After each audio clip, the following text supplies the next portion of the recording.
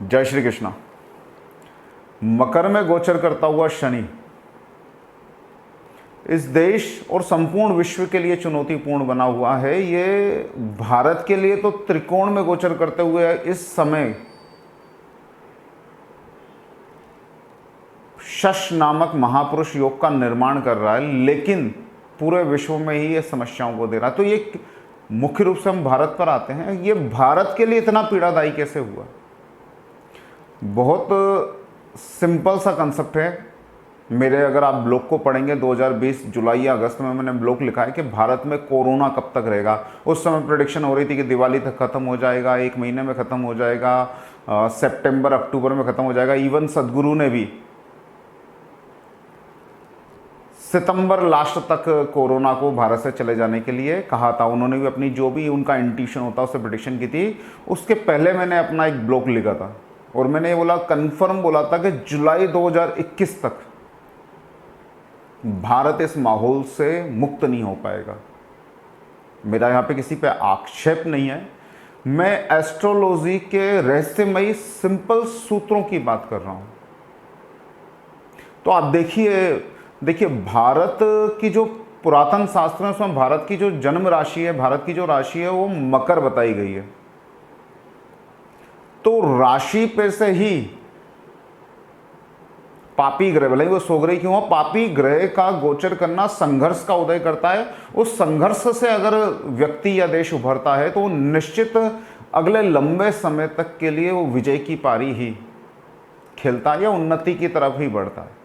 और अगर स्वाधीन भारत की जन्म पत्रिका देखें, जो कि हमको इस समय देखनी ही चाहिए, तो उस समय चंद्र राशि जो है भारत की वो कर्क राशि है। तो जब भी कर्क पे से या मकर पे से शनि का गोचर होगा तब तक पीड़ा इस देश को भोगनी पड़ जाएंगी। ऐसा क्यों है? 2 कारणों से। एक तो चंद्र लग्न जो है वो भारत का शनि के गोचर के कारण पीड़ित हो रहा है, और जब से पीड़ित हो रहा तब से ये देश समस्याओं का अनुभव कर रहा है। और दूसरा, अस्तगत विराजित शनि तृतीय भाव में, भारत की कुंडली में जो तृतीय भाव में शनि है वो अस्त है। तो उस अस्त शनि के ऊपर गोचर करता हुआ शनि दृष्टि डालता हुआ गोचर कर रहा है। इस कारण से भी ये पीड़ादायी बना हुआ है। तो निश्चित रूप से जब ये समय निकल जाएगा और शनि का कुंभ में गोचर प्रारंभ होगा, तब इस देश के अंदर शानदार स्थितियों में बदलाव होगा। और ये जो समय है, इस काल में जो निर्णय लिए गए हैं, जिस तरह से देश गुजरा है, वो अंततः इस देश की उन्नति का ही कारक बनेगा।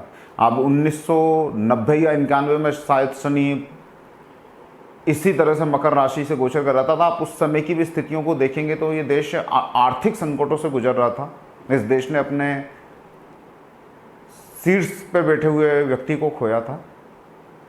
उन्हीं तरह की कुछ कम ज़्यादा परिस्थितियों में देश आज गुजर रहा है। तो शनि का मकर में गोचर सिंपल सी यहाँ पे बात बताता है। प्रथम तो ये शश नाम का महापुरुष योग, और द्वितीय चंद्र लग्न के ऊपर शनि की दृष्टि, और तृतीय शनि के ऊपर शनि की दृष्टि। जो आप जन्म पत्रिका में या जो स्थिर रूप से पत्रिका में मौजूद शनि है उसके ऊपर भी शनि की दृष्टि। इन सब कारणों से यह शनि का गोचर भारत को कष्ट में निकल रहा है। अब आते हैं महापुरुष वाली बात पर पुनः। जो शश नाम का महापुरुष योग शनि गोचर में बनाता हुआ निकल रहा है, भारत की आजाद भारत की जन्म पत्रिका के जो 9वें भाव से शनि का सोगरई गोचर हो रहा है, ये जो शश नाम का राजपुरुष महापुरुष योग शनि ने बनाया हुआ है, ये क्यों इस तरह से है? क्यों इसके अंदर उन्नति और सफलताएं चाहूँ और नहीं है? तो ये जिस समय शास्त्र लिखे गए थे उस समय के आधार पर ये नामकरण हुआ है महापुरुष। और आप उस समय के सर्वत्र सभी महापुरुषों को अगर आप देख लें, उनका अध्ययन कर लें, तो उनका जीवन एक आम व्यक्ति के जीवन से ज़्यादा संकट में, ज़्यादा चुनौतियों में है, लेकिन आगे बढ़ता हुआ है। महापुरुष का अर्थ ही है कि आराम नहीं, विपरीत और परम विपरीत परिस्थितियों में सही निर्णय लेते हुए आगे बढ़ना। तो जिनकी भी जन्म पत्रिका में ऑलरेडी आप अगर पत्रिकाओं का अध्ययन करते हैं तो आप देखिए जिनकी पत्रिकाओं में भी केंद्र और त्रिकोण के अंदर शनि ने उच्च का कोई योग बना रखा है, उच्च का या सोगरे बैठा हुआ है, उनके जीवन में निश्चित रूप से संघर्षमयी स्थितियों को शनि पैदा करता है। अगर उन स्थितियों में व्यक्ति सही, धैर्यपूर्वक और व्यवस्थित निर्णयों को लेकर अपने आप को आगे बढ़ाता है, डिप्रेशन में नहीं जाता है और गलत निर्णयों से अपने आप को आबद्ध नहीं करता है, तो शनि के कुछ पीरियड निकलने के बाद, कुछ समय निकलने के बाद वो व्यक्ति निश्चित रूप से महापुरुष जैसा सम्मान और यश का भागी हो जाता है। तो फिलहाल 2022 जब तक शनि मकर का गोचर पूर्ण नहीं कर लेता है तब तक इन स्थितियों में थोड़ा बहुत फेरबदल के साथ यह कठिनाइयां चलती रहेंगी।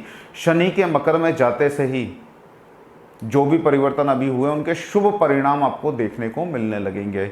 बुध की अंतर्दशा चल रही है, बुध भी 2022 के लास्ट तक रहने वाला है। भारत की अंतर्दशा के अंदर बुध शनि के नक्षत्र में होने के कारण शनि के कुछ कुछ परिणाम बताता रहेगा।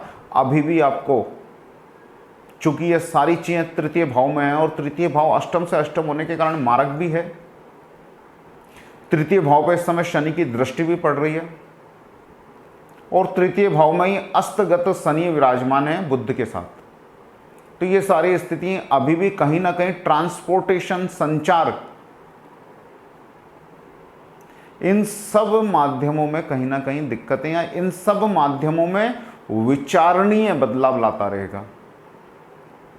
ये एक छोटा सा ऑब्जर्वेशन है अभी के संकटों को, बातों को देखते हुए, लेकिन भारत इनसे उबर जाएगा ऐसा लगता है। आने वाली दशाएं शानदार हैं, आने वाली अंतर्दशाएं भी शानदार होने वाली हैं इस देश के लिए। जय श्री कृष्ण।